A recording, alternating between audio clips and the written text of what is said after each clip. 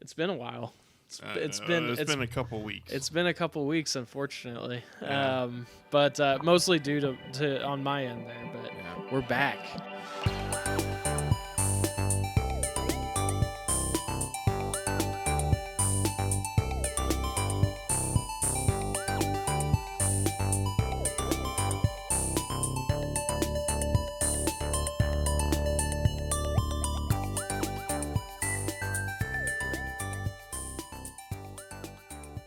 Last episode, I was feeling spicy. I was not really feeling it. Yeah, I got some good compliments from that. Yeah, I did get podcast, actually, yeah. you know what's funny is I wasn't like feeling it. Like I was feeling the episode, but I think I was just feeling like I was at like boiling. Something inside of me was just boiling. Yeah. Like I must have just had a bad day. I think something triggered. I think you triggered it, and I kind of went with it because I felt like, yeah, you know what, he's right. You know, kind of go kind of follow through with that. We need to go into this. Yeah.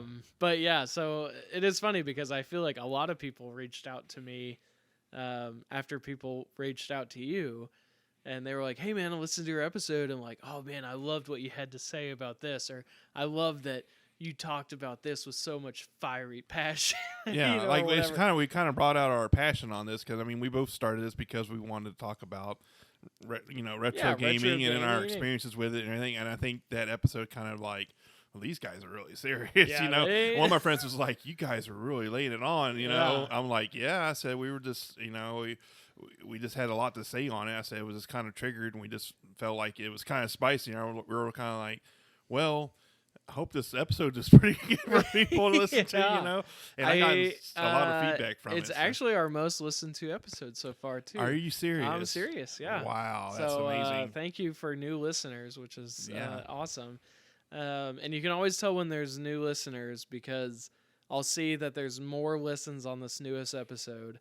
And then I'll check in like a day or two, and then the previous episodes will also have some new listens. It's like they listened to our one episode, and they're like, oh, I'm going to go back and listen from the beginning.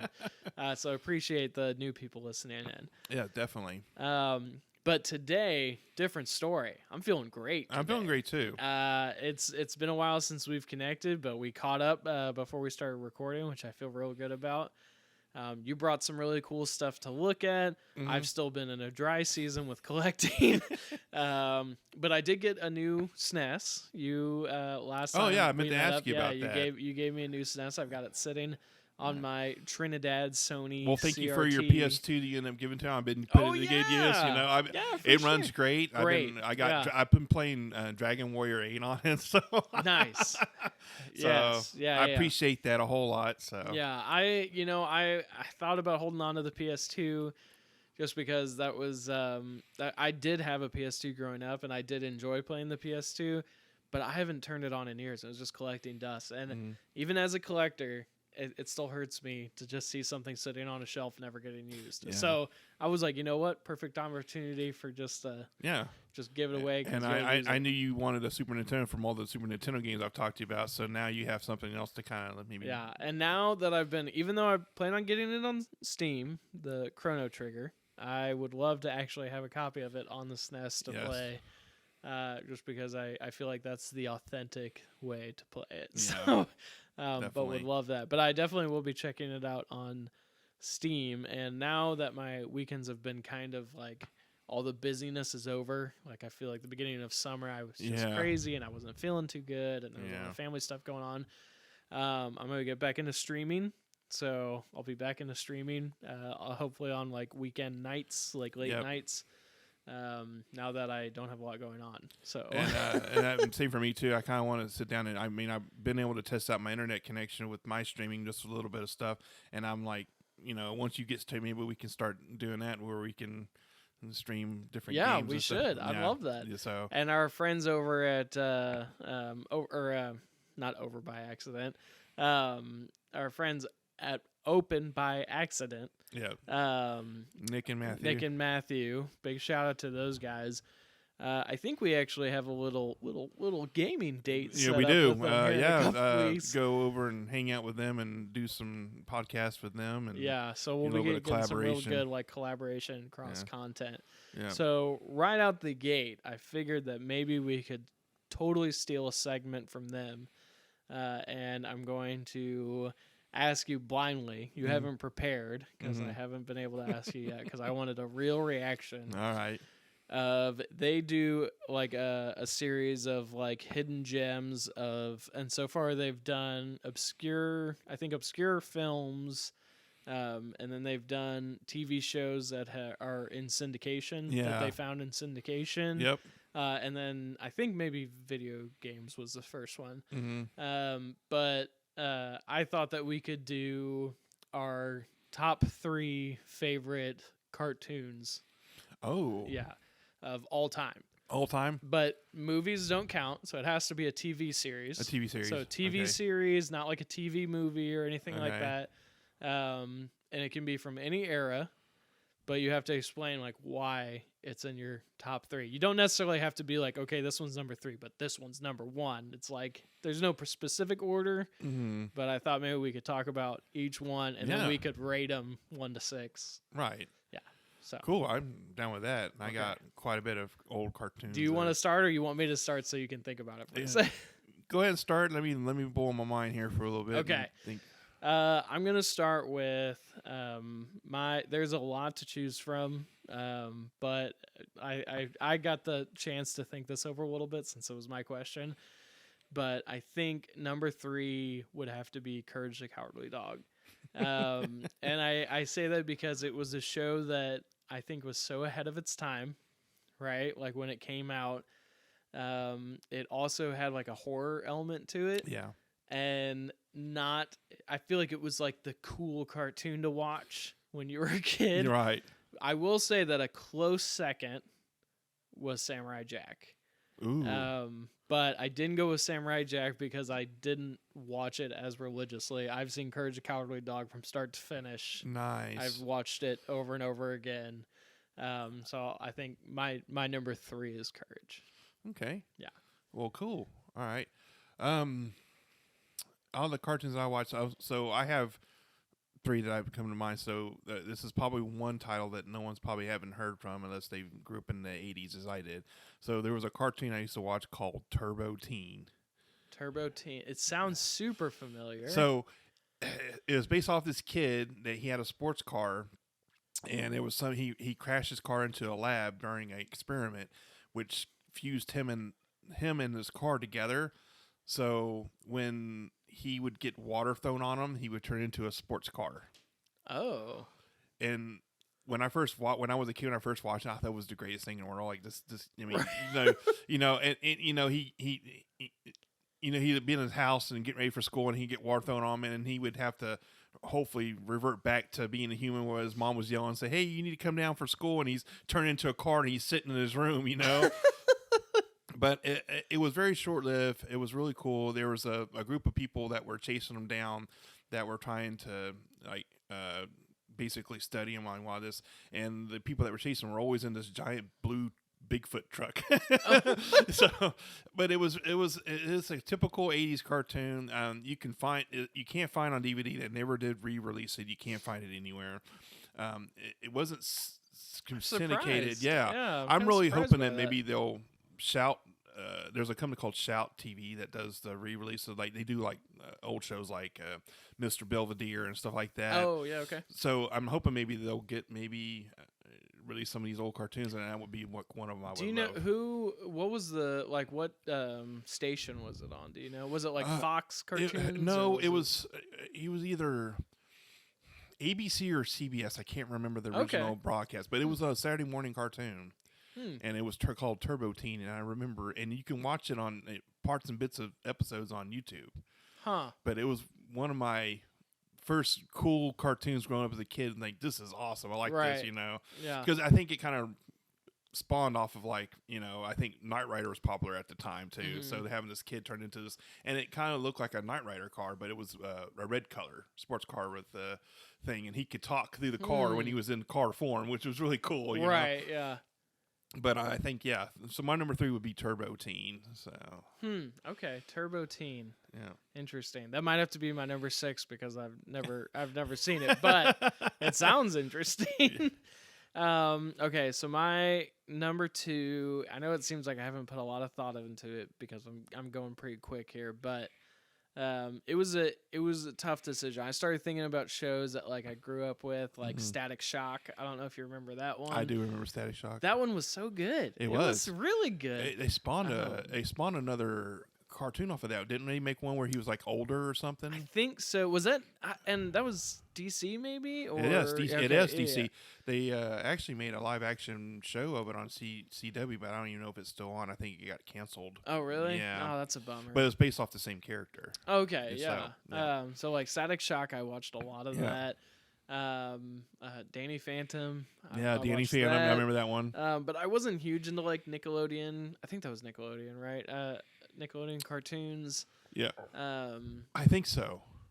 Yeah, I think so. I was even tempted to say SpongeBob. Yeah. But the first 3 seasons of SpongeBob is all that I like, and then everything after that, I'm not a huge fan. I know it's still going on. The early SpongeBob's one of my favorites too. But I think if I have to pick something out of like one of the better experiences I have watching a show from start to finish that I actually started and then I finished indefinitely is Adventure Time.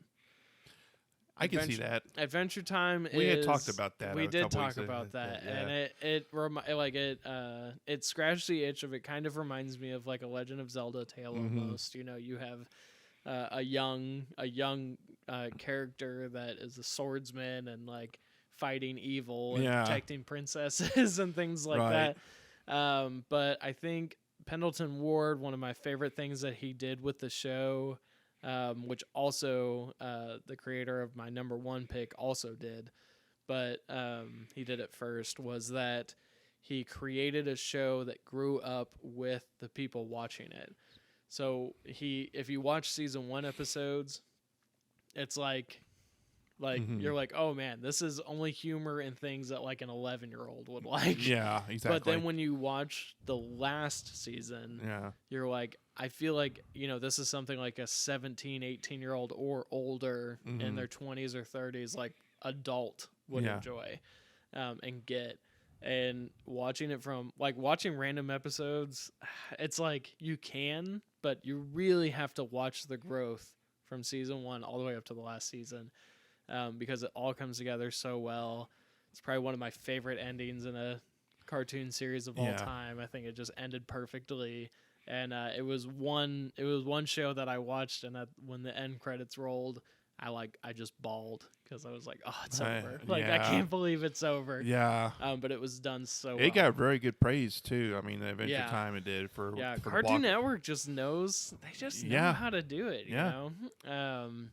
And of course, I'm thinking cartoons as a not anime, but I guess anime would fall under that in a way. They introduced a lot of people to a lot of anime series that no one else had broadcasted at the time. You know, right? Like with Toonami and things like that. But I kind of think anime is like a different category. Than it cartoon, is. Yeah, but another one that I really enjoyed watching, and it was kind of corny, was Aqua Teen Hunger Force. Oh my gosh, I love Aqua Teen Hunger Force. That was another one I enjoyed watching. You know, on there. That one was super good. It was super good. It's really funny. Meatwad was my favorite. Harvey Birdman. Harvey Birdman at Law. Yeah, that was a good one. I'll watch through those still, like when I'm gaming or something. I'll put it on in the background. And Cartoon Network kind of started to. They had this talk show called Space Ghost Coast to Coast. Yes. Do you remember that one? Yeah. That was very entertaining. Yes, that one was super good. Yes. Space Ghost was just hilarious. Yeah. With Brack and. But I remember you telling me about the Adventure Time, which I didn't even know that they actually had it where it progressed as you got the kids that were watching it. So Finn, the main character, when the show starts out, he's 11 years old, and in the last season he's 18. Oh wow. So or 17 or 18. Yeah. So like he goes through puberty, he goes through like dating and breakups and acne. So it's like everything that kid, a kid at his age would go through in real life. Exactly. That's interesting. It's super cool. So if you ever get a chance, it's like seasons 5 and 6, I think, are probably the roughest. It's right in the middle, the most amount of episodes. It jumps from like 30 episodes a season to like 56. So you gotta get through that meat, and then it like dwindles I'm down. gonna have to throw it on my watch list because I think I watched a couple episodes here and there, but it wasn't. And the episodes are like 10 minutes long, so you know it's like it's doable. Okay. But yeah, super good. Okay, well, I'll definitely check it out. Yeah. So I think my second one on my list is the 1980s Thundercats. Okay. I I have seen the Thundercats. I know they did a remake in the early 2000s, and I was not. I mean, it was okay. I wasn't a fan. Oh, I didn't realize they did a remake. They did a remake cartoon that was I think Cartoon Network actually broadcasted. I can't remember who it was, but that was it. Thundercats was actually syndicated for a while too, back in the 80s. So when it first came out, I watched it, and it was like there was nothing else on that was like it. The opening of Thundercats from 1980 it was cool. It was all done by it was Japanese animated, so but it was adapted for U.S. audiences and stuff. So the Thundercats to me, I was like there was nothing out that was like that, and it was like each of them had their own special abilities and stuff. So I would catch it after school during the week and catch it in the afternoon and watch it. It was like the last cartoon that would play during the afternoon before we'd eat dinner. Oh yeah. So I would sit down and watch that, and I don't know. I've been sitting and watching them again. I have the whole series. I've been sitting and watching really? it. I'll pop in if I'm on my computer and like just watching YouTube videos or like looking up game stuff. I'll pop in an episode and listen to it. But the theme is really cool when it comes on, and you get to like different characters. So my favorite character out of the original Thundercats is Panthro. He was the Panther. He had the spike like overall spike and the ninja booties. I call them the little ninja booties. The ninja booty. And he had and he used nunchucks. Okay. But he was also the engineer that could build tanks and stuff like that. So like he was the one that built the Thunder Tank and everything. But like I always thought he was a really cool character. He had he could do like Bruce Lee. At the time I was a Bruce Lee character, so him flinging around the nunchucks fighting bad guys, like this is cool. Thundercat using nunchucks, and as it progressed, they had introduced like 3 more Thundercats that were supposedly had lost themselves on Earth. They call it Third Earth, basically, when they crash landed. So the original story pilot was their actual home planet with Thundera was actually imploding on itself, and they actually had to leave. And there was only a handful of them, and they crash landed on what they call Third Earth, and they had to kind of live there, and they kind of salvaged their technology to make they call it a cat slayer and stuff. Right. But it has a really good story. Watch it now compared to back then. The voiceover, the voiceover work is really, some of it's kind of bad. Oh, really? They talk on, but I mean the nostalgic of just watching that and the character development like on through there, because is Thundercats with Skeletor? No, that's Mumra. Mumra. Okay, Mumra. Yeah. Who was Skeletor then? That was He-Man. He-Man. Okay, right. So the main bad guy in Thundercats was Mumra. So he was this mummy guy that came out of a sarcophagus, and he would be wrapped in bandages, and he had this red cloak around. He talked like this, And they had this group of bad guys that followed from the Thundercats from Thundera that were called mutants, and they were Slive and Monkey-Man and Vulture Man, and they were basically was what they were. They were like man-like animals that were chasing the Thundercats. So, but Mumra was a decrepit, but he had these little spirit things. He would sit there and chant something, and then he turned into this big bulky flying mummy guy. He had the red cloak, and he called himself the Mumra, the Everlasting. He was basically an undead. And he was after Lion-O all the time on the Thundercats. He had a sword called the Sword of Omens, which was a mythical sword that came from Thundera. Okay. So it had powers, like he can see sights. He can pull up a sword and put it up to his face, and he can look and see, like, if there's someone in danger, he can see where they're at and everything. And everybody jokes around. So the sword is actually kind of small, but when he calls forth power for the sword and for his Thundercats, he says thunder, and the sword grows as he's doing this. Oh. And it shoots this big old like cat's head up in the skies, and then it kind of like it calls them, so they all kind of conform in one spot. But it was really cool because the toys that came out at the time when they had the Thundercat toys, they had a little thing where you had the action figure. You can stick this little thing in the back, and their eyes would light up in the toy. Oh, and it was really cool.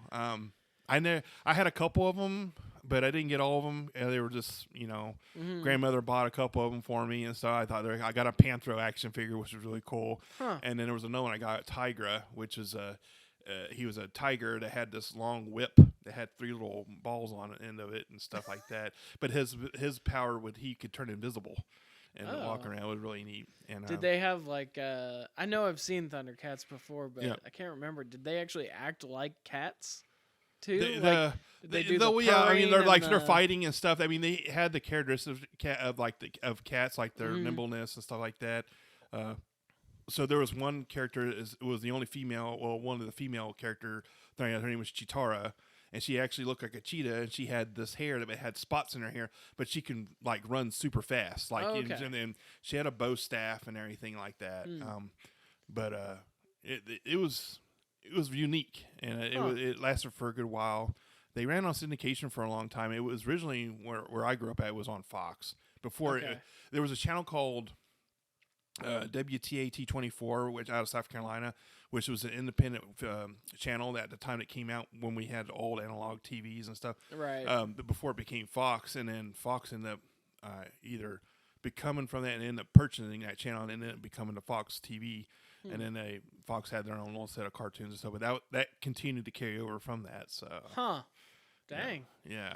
Okay. Thundercats. Yeah. Right. I know I've seen it. I know I enjoyed it, but yeah, I don't know why I mixed it up with He-Man. But I don't even know if it's made by the same people. But yeah, I don't. Yeah. But He-Man, I enjoyed that one too. So to kind of elaborate more on the Thundercats, so there was actually another animated series that was done by the same studios called Silverhawks. Okay. And they were, it was a team of, it was like Thundercats, except they were all humans, but they were cybernetic enhanced humans that had they had this armor that would give them abilities to like fly and stuff, and they were I also know when I enjoyed watching. It wasn't one of my favorites, but it was I watched the same long with Thundercats, but there was people that actually voiced from the Thundercats that actually voiced from Silverhawks too, but it was the same studios. Okay. And everything. Yeah. And so these guys were they were like almost like a police force that was out in space, and they would have to fight this guy named Monstar. But the voice, the Monstar sounded like Mumra almost. Right. And he could turn into this giant thing for this rays of the sun or something, like it would hit his eye and he could turn into this like monstrous robot looking thing. And then they had, each of them had different abilities and stuff. Okay. So there was this guy named, his name was Bluegrass, was the Silverhawk, and he had this thing, he had a guitar, and his weapon was, he plays guitar and he shoot little notes out at people like and everything. And I'm like, and then there was like the one of the bad guys was, her name was Melodia, and she had this like 80s, she looked like an 80s star like rocker that had this weird piano thing that could shoot the same type of thing, Right, yeah. So it was kind of cool cartoon. It didn't last as long as Thundercats, but it was along the same lines. Yeah. So okay, I'll have to check both out. Yeah. I think my number one, which if you know me well, is no surprise to anybody, has to be Regular Show. Regular Show is oh my gosh, I can't believe I'm forgetting. I want to say Pendleton Ward, but it's not. He made Adventure Time, but it'll come to me in a bit, I'm sure. But the guy that created it also voices the main character, Mordecai, and it's about a bird and a raccoon and a weird cast of characters that work at a park together. And their boss is a bubblegum machine, and I have seen a couple episodes of that. And it kind of does the same thing as Adventure Time does, where the characters grow, but instead of spanning like years, like Adventure Time spanned like 8 years for each season, Regular Show is like almost kind of like day by day, but within a couple years. So each episode is almost like a new day, and then they in 15 or 16 episodes deep, they'll talk about an episode like, 2 weeks ago we were off doing this, like in this episode you've just seen. but it is a trip. I'm currently rewatching through it right now. It's one of my favorite things to put on whenever I'm like playing an in-depth game, which currently I'm playing Tears of the Kingdom. So, because I've seen it so many times that I don't really need to pay attention to it all that much. I can just have it running. Right. But it's hilarious. It's a cartoon, quote unquote, made for kids that is 100% made for adults. It spawned off of a short cartoon where these two guys that work in like a clerk store or something like that, like clerks, like both of them take like LSD or shrooms or something, and they turn into the characters Mordecai and Rigby, the raccoon and the bird, and like talk to each other that way, and it kind of spawned off of that. Oh wow. So it's this kids show, but it's actually for adults. Yeah.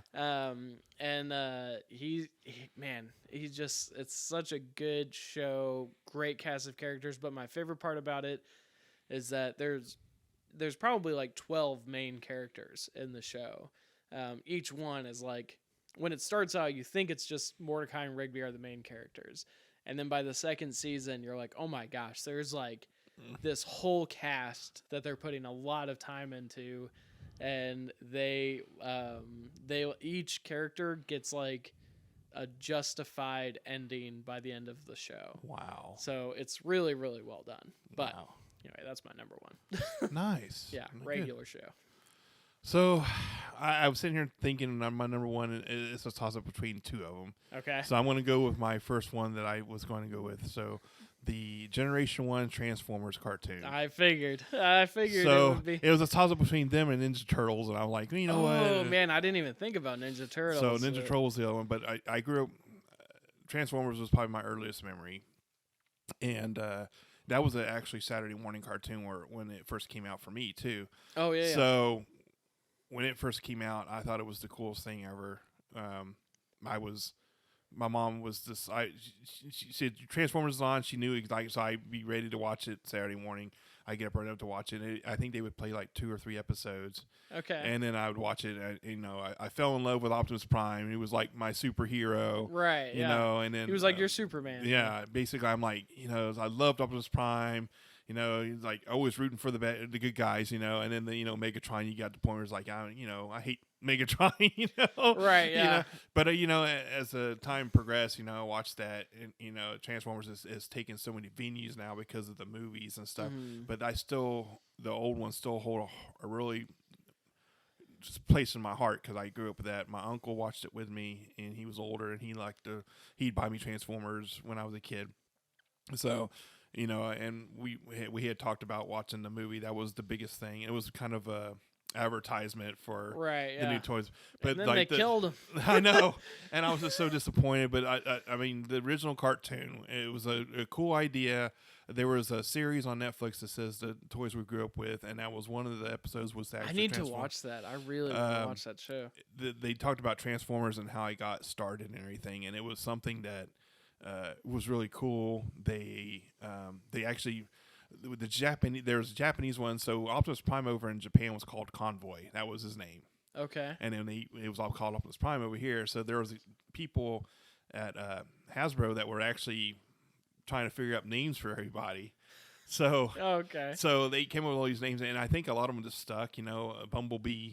Being a Volkswagen Bug, right? And, a yellow Volkswagen Bug. He was cool. Of course, at the time, Megatron was a handgun. He was modeled from I think it was a German modeled gun. I think or whatever. Oh yeah, the Luger. I believe so, or whatever. I can't remember. But like now I think he's like a tank or something. Kind of did away with the whole gun thing. But it's funny because a tank is also a weapon. A weapon. Of war, but, yeah. So and then as I progressed watching Transformers, I ended up really liking. I loved Optimus Prime. I like Bumblebee, and I liked some of the bigger robots too. The Dinobots were another one that I loved. Grimlock was one of my favorite. Transformers. He was the T-Rex for the Autobots, and then I actually started liking some of the Decepticons. So one of my favorite all-time Decepticons is still Starscream. I love Starscream. Was he in the movie? Yes, he was. Okay. He was the one that was trying to be leader, and Galvatron came and blasted him off, and he kind of disintegrated. Okay. Yeah. So but that movie literally killed so many people. So so many characters. So his character was like that in the cartoon. He was always trying to overthrow Megatron because he wanted to be leader and everything. Right. But there was some side stories people wrote for Starscream that you kind of felt sorry for him with a couple of things, like But he was he was a fighter jet, The guy that voiced him also voiced for the original Cobra Commander that was on the 80s G.I. Joe, and he passed away. So he did 2 voices in Starscream, and then he also did Cobra Commander. It was Chris Lubrick or Chris something. I can't remember his last name. I have to correct me if I'm wrong on that. I can't remember his last name, but he was a stand-up comedian is how he got to start, and then he became doing voiceover work. He was a pretty tall guy. I saw him on. They showed a old video of him when Comedy Central first came out on cable, and they did it like it was like a stand-up competition. He actually got up there and actually talked and everything. Oh, nice. Okay. So I was like, oh, that's what he looked like. So you get to see some of your voice actors. And you're like, oh, you always wonder what he looked like or whatever. But and I had a bunch of them as a kid growing up. Devastator was another one I liked, which was the Constructicons, which they were Decepticons, but they were utility trucks like cranes and dump trucks and stuff, and they would combine into a giant robot called Devastator. I thought that was really cool. But yeah, the theme song there's 3 variations of the original theme song that came out that was really cool. You said this was a Japanese show first? Japan just released the same? Japan kind of made it, and then the American people said, well, this is something we can really profit by to push our toys and everything. So kind of funny. There is Hanna-Barbera actually pushed out. I don't know if you remember, there was a Transformers show called GoBots. Yes. Yeah. That was made around the same time that was Transformers, and Transformers ended up just destroying GoBots altogether. Like they just like the merchandise. It was a way to push their toys and everything. But I watched both of those shows actually. I wasn't guilty of either one. I just fell in love more with Transformers, but I liked GoBots too. Right. And then anything with transforming things that would turn into cars or jets or whatever. You're like a kid. You're like, oh, this is really cool. There was a game in my memory banks that a couple weeks ago in one of my gaming groups, I just finally asked the question because I was like, I want to know what this is. I know it's not Armored Core. Please help me figure out what game I'm thinking of. Mm-hmm. And it turned out to be not Battleborn or Battleborn, like a mech. It was like a mech game where you basically the main draw was that you were a mech, or you could like jump into the sky and then turn into like a jet fighter at will. But then the thing I remember most about it is when my brother and I would play like 2-player, we would just fly around basically. We wouldn't actually like play the game. But there was a weird third option where you could be half mech and half glider, but it didn't help or hurt you in any way, but you were a jet fighter with your legs, like your metal legs just sticking out of the bottom of it. I know what you're talking about. And you would just kind of like, you wouldn't be able to go very fast. You would just kind of fly around a little bit. But that's based off of Macross, which over here was called Robotech. And then they had the fighters that could transform into a robot, and they could do half breed where they can they call battle mode, where they could have their legs pop out and they can look like you can see the cockpit for the jet and everything. Oh, okay. And then they would fly off too. Okay. So there is they had a couple games actually re-released from that were on PS2 that were done by I forgot who done the make for those, but they were pretty cool looking. They were almost cell shaded. Cool. But yeah, I grew up with that one too. That was another one to watch. And Harmony Gold was the release over here in American, and then the voice acting was so horrible. Really? it was horrible. The anime was super good. I liked it. It had there was basically Macross. It stretched across 3 different arcs, and the arcs followed each other and everything. So. The funny thing is, I didn't even notice until not too long ago, but I think Amazon Prime ended up getting the actual Japanese animated Macross version of that in the actual native language to where you can watch them subtitle, and it makes more sense watching it in Japanese and listening to the American voice acting on that. But that was another one that came on it was syndicated for a while too. But, okay. Yeah. Huh. But it was called Robotech, but it was based off of an anime called Macross. Okay. So. All right. The more you know. That's why I have you here. I feel like you're the resident expert. Just say things out into the universe. Well, when you start describing the jet, and I'm like, I know what he's talking about. Yeah, you know what's up. That's why it's good to have you around. Thanks, I appreciate it. You know what's up. Yeah, I'm a walking factoid. Yeah, exactly. I don't need to buy a strategy guide. I have Jeff. He'll just tell me what to do. Okay, well, that was awesome. I'm glad that we stole that. Be sure to check out Open by Accident, Nick and Matt. Awesome. They release midweek, Yeah. So, but they talk about, they got some really, really cool stuff. And they do, yeah. So they... I have a couple ideas that I'm going to steal from them, too. So. Yeah. So one of the things they talked about, which I picked up, and I actually got it from Mega Drive, which is really cool, and it's a really cool game. If I can maybe sometime bring it just so. Yeah. Called Xenocrisis.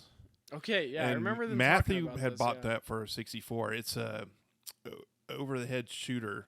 You have these little guys. I don't know if you remember Smash TV. Do you remember that? Yes. Yeah. So it plays along the same lines, and you have two characters you pick, and as you can progress through the levels, you can upgrade your guy with more firepower. Okay. And there's rooms you go through, and you have to clear each room, and you find a boss in the one room. It's challenging. Playing by yourself is actually one of those where having a buddy with you is actually required, so that really nice. Yeah. But it was an independent game, and they released it for. They got it for like all kinds of stuff. Matthew got it for 64. They got a Dreamcast version.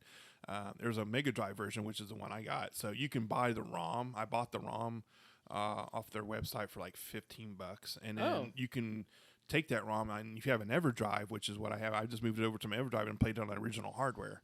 Oh, so nice. It plays really good. So and it has it where you can set the buttons up for Sega, where you can use the 3 buttons or the 6 buttons. Oh. And the 6 buttons took a little while to get used because you change your direction when you're shooting with the buttons. Oh, yeah. So you're like, left and right, up and down. So, but that's one that, maybe we can check out when we go and see the guy so you can kind of see it. But it looked really cool. Huh. Okay. So, yeah.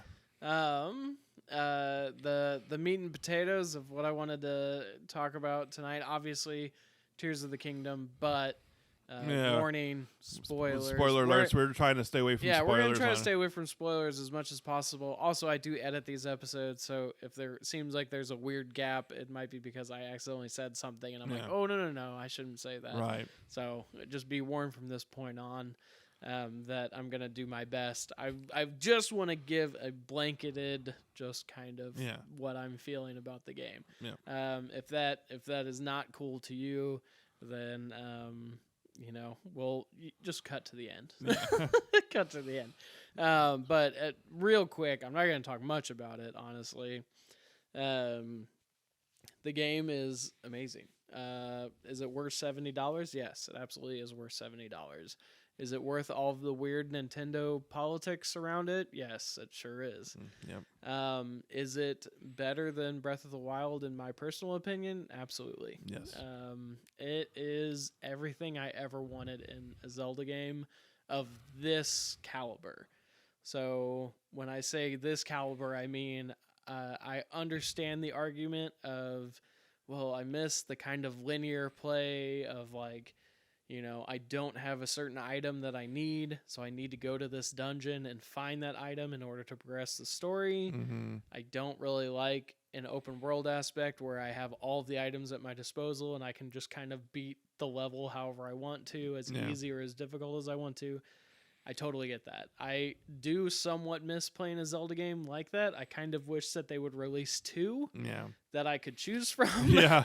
So, like, even if one was, like, less intense, but still more just kind of a linear experience, or maybe every other game they did one open world and one more linear and one open world. Like, I'd be fine with that, too. So I hear that argument. I totally get that. But as it stands alone... Not even as a Zelda game, this is probably one of the best games I've ever played, period. Yes. So if you didn't have Zelda attached to it at all, it would be one of the best gaming experiences I've ever experienced. I kind of add to that. So like we've had quite a few AAA companies release some games in the past few months, and some of them have just tanked really bad. Redfall. Yeah, Redfall was one of them. But Nintendo delivered us a AAA game, and it came with an expensive price, and it was well worth it. I agree with Mike on everything. I think this is probably better than Breath of the Wild by far from what I've played of it. And it's everything a Zelda game should be. And even though you do get only 30 frames per second on it, it still is a beautiful looking game. So beautiful. The color palette, everything they put into this game, it's just Nintendo just knows how to do stuff. That is and there's one person in particular that listens to our show that I know will get really upset that I'm saying this, but graphics are not everything. Yes. And the biggest complaint, I saw somebody streaming Tears of the Kingdom. I didn't actually watch like their stream because I didn't want to be spoiled by anything. But I just they had like opening thoughts. So for the first like 5 minutes before they even got into the meat of the gameplay, they just talked about like what they hoped the game would be like or what it very first looked like, in the first segment. Yeah. So I was like, I can watch that. Like, I don't mind watching that part. And so I watched, and somebody in the comments said, like, here we go with PS2 graphics. And here's the thing. The PS2 was an awesome system with amazing games. It still has the biggest library today and for it games. still has great games that I will go back and play and not gripe that, it's 30 FPS or whatever it is, 20 FPS maybe for PS2. You also got to take into consideration on what Nintendo has made. Their handheld is PS and Xbox is so beyond on their hardware that Nintendo struggle is behind, and not really struggling, but their first party games is what everybody looks forward to playing, and that's what runs on there is their first party games. Yeah, there is some third party games on there, and some of them look like they don't look very good because they're almost not direct ports or whatever. But you can't mistake it that Nintendo has held their first party games above anybody else. They will blow PlayStation and Xbox out of the water. Absolutely. And look how much Pokemon has taken off. Look how much Metroid has taken off. Look how much Mario has taken off. Right. Look at Zelda. This is easily going to be their game of the year, right? Easily. Oh yeah. No contention there. This is going to be like there's game of the year right there. And me and a friend already agreed on that. So. Oh yeah. So amazing experience. If you have any sort of qualms because you're like, it's not the Zelda that I like, just as a game in general, it's really good. So I would just say, don't even worry about the story or care about anything about that. Just play the game because as a game, it's a really fun experience. And there's some things in it that I thought that I would hate, that I was like, I'm really not going to like this. And then I ended up just loving it. Yep. Yeah. The build feature in the game is probably by far one of the unique things ever. The build feature is ridiculous. The fusing thing, I had gripes about the fusing thing. I did too a little bit. And I was like, this is going to look stupid and I don't want a boulder on top of a stick. You know what I mean? Like, it's just going to look really dumb. But, some of the weapon creations, even with the fusion, look good in it for certain items. Yeah, they look great. Yeah. It's just like knowing how to fuse and I will say the items that are worth fusing, they look really cool. Yeah. So I'm like, oh, actually, that looks pretty badass. Like, that looks pretty cool. So I will say this: you will spend at least 3 or 4 hours playing around, just fusing weapons and making your own weapons. Yeah, and it'll be an incredible experience once you kind of figure out like, oh, this goes with this. You're like, wow, that weapon actually looks awesome. and you strengthen your weapons. I mean, your durability is still a big thing in this one, like Breath of the Wild. But it seemed like this one, when you fuse weapons, it seemed like they last a little longer. They do last longer, and sometimes the fused item or weapon will break before the main weapon, so you can fuse it again with something else, which I really like. I don't know. I feel like there's a couple things that I have gripes about, which I don't even want to mention because that'll be spoilers.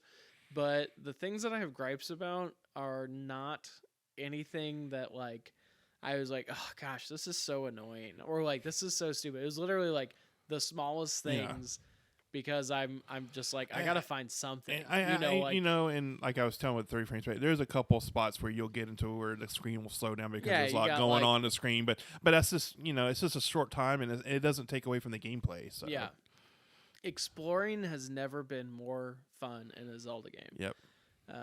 I absolutely mean that. And what I love most about it is that, yes, in like linear games like Ocarina of Time, things like that, there was exploring. You could go to Lake Hylia at any time that you wanted to, but then you see something and you're like, okay, well, how do I get that thing, right? And what is it is like a specific item. Like, I need a boomerang in order to get that item. Yeah. Like, and I don't know where a boomerang is. I don't know when it comes into play, but I guess I'll come back when I have that. But what I love about this game is like there's something in the distance. How do I get it? And I have all the tools I need to go get it right now. I'm gonna go scale a rock and go find something. Or do whatever to get it. And so I don't know. It's a great experience. $70, easy money. Yeah, easy money, and you get your money's worth from the game. Yeah, so. I actually was telling Jeff before we started, I may have gotten a little too addicted too fast because I was like, I'm already thinking about like. Yeah, I thought he was. I thought he turned into a hermit for a while. I haven't heard from him. I was like, you must be. I really did. I mean, honestly, I was gonna say I didn't think that it was gonna be that bad, but I really was just like time just went playing the game, and I mean it's subsided now because I forced myself to be like, okay, let's just take a step back here. It has subsided, but like time just went, and I was like, oh my gosh, it's like the end of the week. Dude, like, or it's been a whole week. Like, what is happening? Like, I had no concept of time, but that's just how good it was. Like, that's how sucked into the game I was. I didn't even have that with Breath of the Wild. I mean, I had like a few days off work. I got Breath of the Wild, and then I played through it. But then when I went back to work, I wasn't thinking about it. And then I didn't even pick the game up again until years later. You know what I mean? So, like, with this game, I was forced myself to put it down because it was so addicting. Yeah.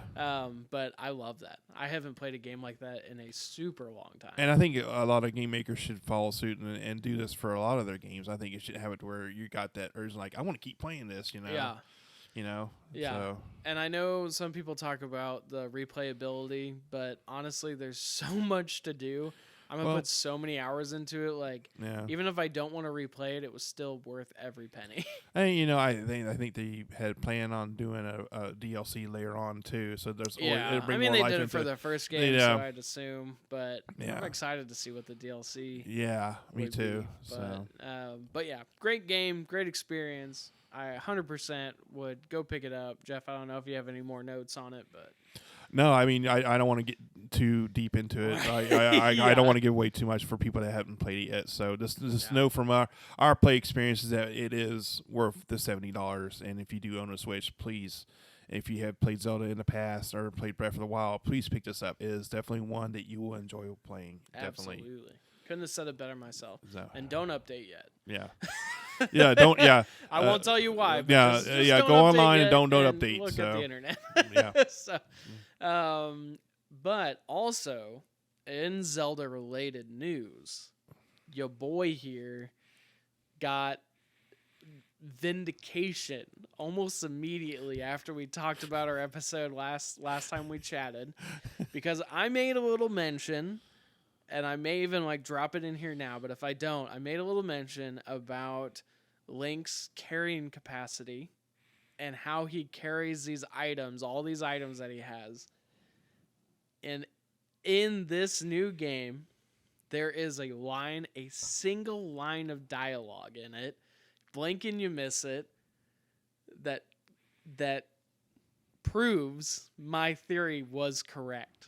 They mention it in this game verbatim that is how his items work. He magically shrinks them to fit into a pouch, and he pulls them out, and they go back to regular size, and they go back to normal size. Yes. And I just felt, I was like, I knew it. Yeah. I was so excited. I believe there Not was that you argued with me about it, but I feel like a lot of people never think about it. Actually, when you said that, there was an episode of a show called Captain of the Game Planet. Okay, yeah. It was so one of the episodes was he was in Zelda World, and Link pulled out of his pouch, it was like a little bomb, and it grew up to be a bigger bomb after he pulled it out of his pouch.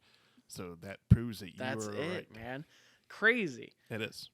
And yeah, I don't even know why it was an argument to begin with, but there you go, world. That's it. So, yeah, I had no arguments about that. So I'm Well, like, yeah, you know what? yeah, I'm you like, knew you what know, was up, I yeah. think I do kind of remember seeing that or hearing about that. So I'm, nothing for me to argue about there. Right. So. Yeah. But anyway, so I kind of want to go over another little topic here that's kind of hit the week. I don't know if anybody catches the PlayStation trailer. They do like the where they show off their new games coming out.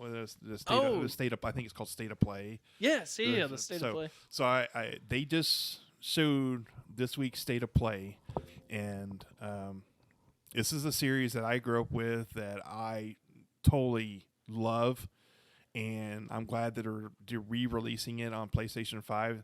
So they are releasing Metal Gear Solid 3, and it's called Delta.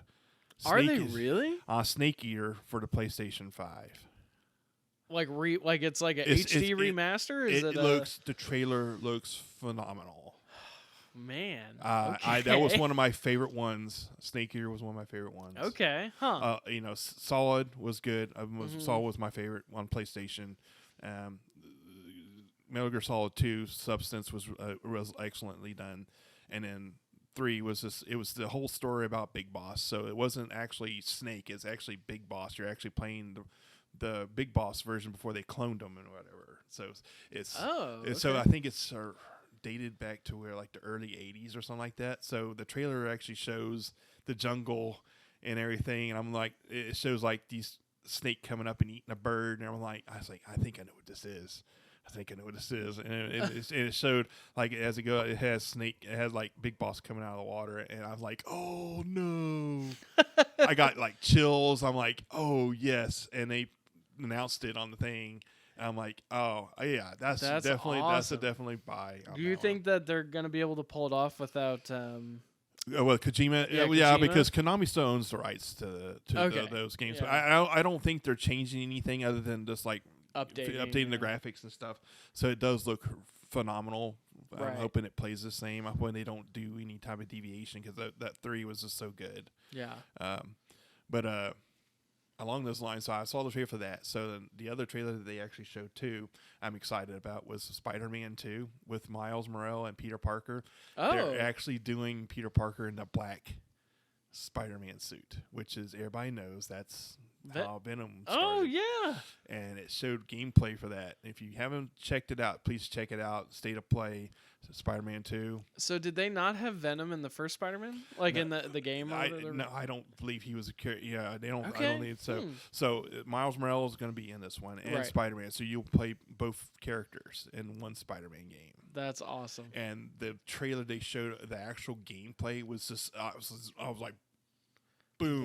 So, yeah, I was just like, this looks cool. The combat that they were doing was they were swinging out, and they had some. Something going on in a boat or something, and the bad guys kind of took off, and they're fighting. And Kraven the Hunter is actually in the thing, so he's in his boat, and Spider-Man's chasing him down, and these jet skis, and as he's swinging across the water, he just kind of latches onto one and picks the dudes and then slings the boat over his head, and he keeps on swinging out in the middle of the water. And I'm like, this is neat. That's awesome, dude. Okay, yeah. So I believe. Killer Croc, or the alligator creature. I can't remember his name. Who's your favorite Spider-Man villain? That's a tough one. I think I'm gonna have to say Green. I'm gonna have to say Green Goblin's probably my favorite. Okay, one. Yeah, I was gonna say Green Goblin. I really like. Carnage. Carnage was deadly. Yeah, Carnage was. I guess I shouldn't say I liked Carnage, but I thought I was like, wow, they put a character like that. It was even darker. Yeah, he was even darker than Venom was. Which I'm surprised that I don't think any of the movies have ever mentioned Carnage before. No, so the only one that they actually mentioned was the Venom 2 movie, which they had with Carnage. Okay, yeah. But that, like, from the Tobey Maguire movies, they had Venom, but they never mentioned Carnage. Okay, in it, so. yeah. But Oh man, And the way they did Venom now, he's an anti-hero now. He's basically an anti-hero. Okay, yeah. So he's they not kinda, good or bad. He's but I thought that was a really cool turn. That was actually one of McFarlane's creations. Oh, really? The guy that did Spawn. Yeah, he was one that did the Venom. Yeah. Yep. Oh my gosh, I liked Spawn. I was talking to somebody the other day about a comic series called The Spirit. He wore a red tie. It was like noir. Yep. I forgot about that. I really liked that series. But I think they made a movie. Yeah. I never saw the movie. But So, kind of obscure movies. I have it on Laserdisc. I thought maybe one day we could pop in and watch it. Yeah, I was gonna say. There's one I have called The Shadow. The Shadow. Okay. Alec Baldwin. It's based off an old comic book hero called The Shadow. Oh, huh. Okay. It's an old one. I don't have a DVD of it. I have the actual Laserdisc of it. But does the Laserdisc player what are the hookups for it? Like, does it just play? It plays off of AV. Like, you don't have an HDMI or anything. Some of them have an S video out, and there's some that do the AV connection. So okay, I have mine connected to my CRT TV. So, nice. Okay. I have. That's one of my Laserdisc movies, guilty pleasures. The stuff I collect stuff. Well, hey, in regular show, they have a whole couple episodes dedicated to the format wars, which basically that's cool. They're going to the public library, like all the guys are going to the public library to rent a Laserdisc player. And then the librarian's like, oh, you guys are part of the prophecy of the format wars, and 4 warriors were gonna come to make Laserdisc the supreme, whatever. Yeah. So they have to fight off DVD and internet and all this stuff, and it's hilarious. It's so good. Wow. But then they're the protectors. They have 4 guardian protectors that help them, which are 8-track. It's 8-track VHS, the tape cassette, and something else. I can't remember what the 4th one is, but it's the format wars. Wow. Yeah, it's really good. Yeah, I grew up in the whole VHS thing, and then I actually grew up. A little bit with the Betamax, where those were the Betamax. That was the other. The smaller. It was almost like a smaller version of the VHS. Actually, the picture quality on those are actually better than a VHS tape. Actually. Yeah, I don't know how VHS won out. I don't know if it sure was either. A cost thing. It might have been low quality. The quality of cost was a lot lower than making the Betamax. Because VHS kind of sucks. It's not very good. I remember my mom used to buy. She used to buy those bulks of blank VHS tapes for really cheap, and then having to record shows and stuff off of. My favorite was when my parents would go to garage sales and buy the VHS tapes, back when VHSs were still really popular. But they go buy the blank VHS tapes, and then we would be watching a show, recording it, and then I would watch the show back. But then realizing that the VHSs still had family videos on them from the family that we bought it from. So it was just kind of awkward. You're like, should I watch this? No, I probably shouldn't. But you never knew what you were buying. But there's a guy. I actually bought one. I have it in my library. Someone had some that had a couple movies on. They were just basically cheap, and there was a couple that had some old TV commercials from the early 80s and stuff that there was a couple shows I one of the shows Falcon Crest was on there, and during Falcon Crest it had a bunch of I was like, wow, I said these are old. Right. And I'm I may not want to tape over this, so here's a nice little hack. If you have a VHS player or you have VCRs, I'm pretty sure everybody knows this, but on a blank VHS, there's a little tab on the very on the left side of the cassette, and you can take that tab and pull it out, and it keeps you from recording over that tape.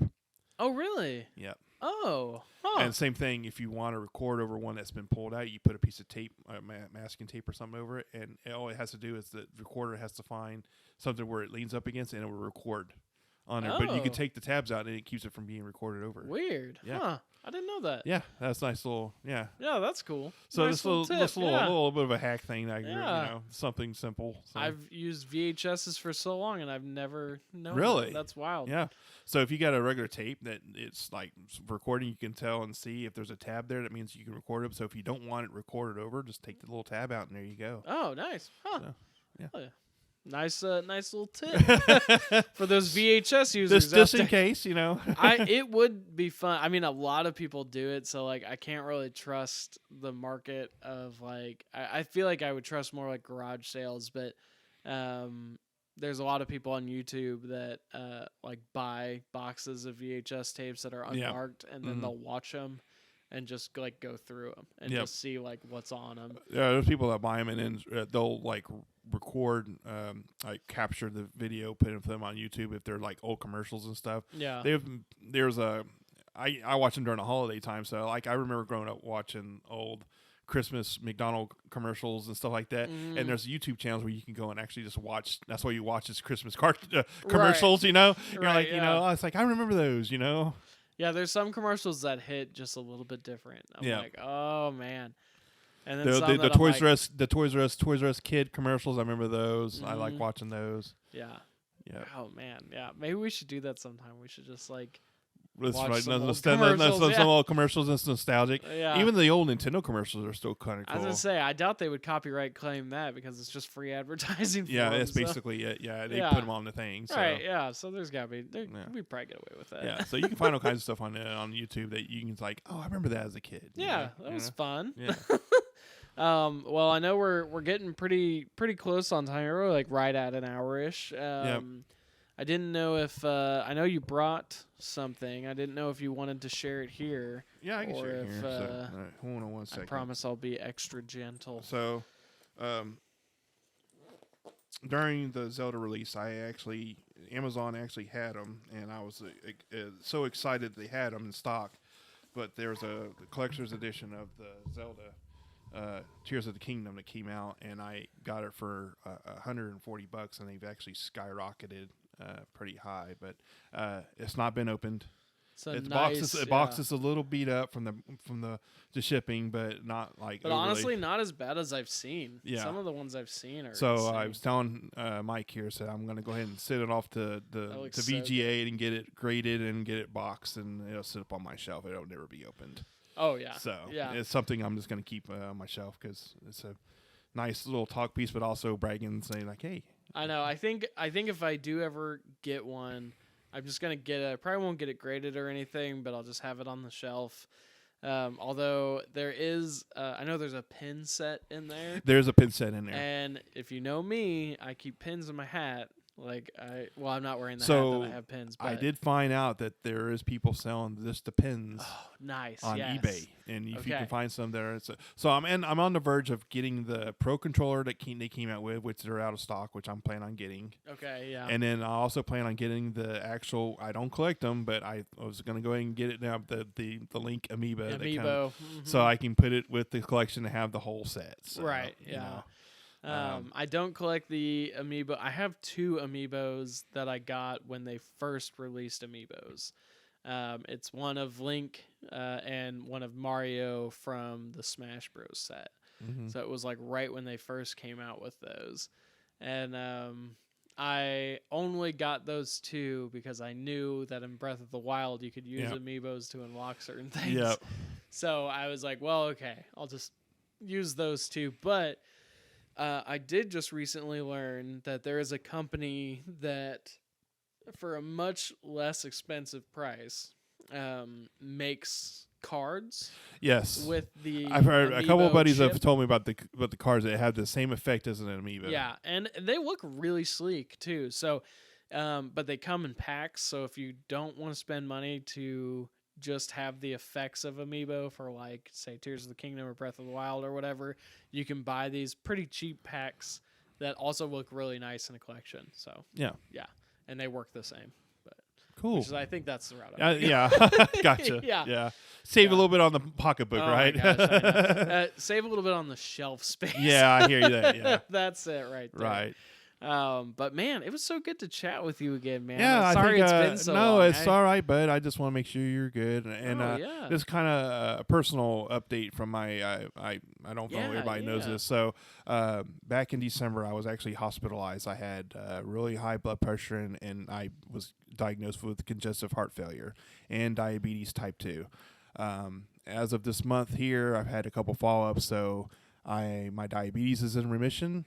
And my heart is back to normal. That's awesome. So it's back pumping like it should and everything. And I've been feeling great. As I was telling Mike, I said I've been excited all week, and the wife has been excited for me. So I just want to kind of share that with everybody. I don't go into detail too much with personal life, but I think that's to me awesome. I think that's it's exciting news, and I just kind of want to share it. I'm happy that you're getting healthier. I myself also am. Planning to get on a new regiment to hopefully lose some weight as well. So that's just personal update for me. My wife has been doing it, and it's been working wonders for her. And so I'll be on it next. So I'm really excited for that. Good. And we'll be starting that in June. So. You want to live a little longer life, right? Say, here's the thing: is that we need this show to last longer. So we need to be around for these sorts of things. Right.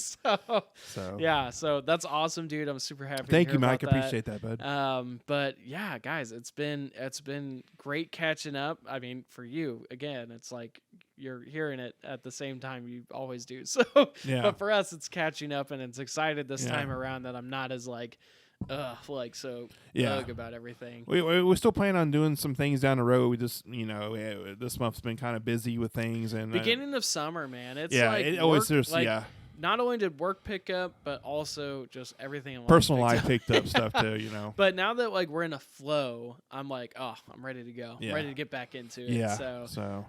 So really pumped. And then maybe one of these days we'll watch Tetris and Mario.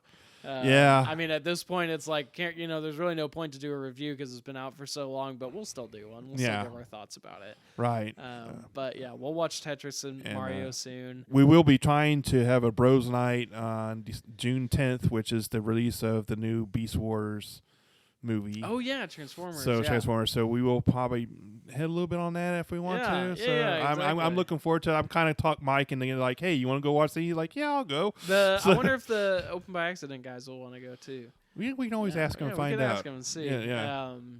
But yeah, we'll be doing some stuff with them soon too. So, but anyway. All right. This drags on for too long. I guess. Well, I'm all excited that. to be exactly right. So I took a few weeks off, so it's just good to be back in the flow of things. So would this being broadcast? This will be our 9th episode. This is our 9th episode. Yeah. Dude, we're coming up on 10. We're coming up, dude. Actually, wait. Is this 10? Is this 10? It might be the 10th one. I'm confirming. I'm confirming because I actually do not know. Wow. We'll have to bring our attention to the next episode. Right. Yeah. Let's see here. It is our 10th episode today. Wow. This one is. Congratulations to you. I know we've made it this far. Decade. Right. That's awesome. When what was our first? When we start doing these back in January? Well, we recorded our first one at the end of January. Released first week. Dude, of we've February. been this will almost be 6 months almost. I know. Isn't that wild? That is wild. Crazy. Wow, and we're still going strong. Still going strong. Still so many games to talk about. So many more shows to talk about. So many more movies to talk about. Oh my gosh, I know. Yeah. And the community has grown, and I feel like every time I turn around, there's one more person that's like, hey, I heard that you're on the show. What's the info? I want to listen to it. Yeah. So thank you to everybody that listens. Definitely. And we definitely appreciate it. Thank you for the ones that given me feedback on just for our last episode. That was very, very comforting to know that we didn't get too spicy on our last episode. So. Yeah. And just because, big shout out to my buddy Gabe. You'll know who you are, and you know why I'm shouting you out. So, but thanks to our friends at Open by Accident. Thank you, Jeff, for being Mike. here as always. Go buy Tears of the Kingdom and play it. If you don't have a Switch, go buy a Switch and then play Breath of the Wild and then play Tears of the Kingdom. Right. You won't regret it. I promise. Mike Casey's stamp of approval. Yep, and definitely. Jeff stamp of approval. Yes, definitely. But anyway, we will catch you guys on the next one. Happy 10 episodes. And we'll see you later. Later, everybody. Later.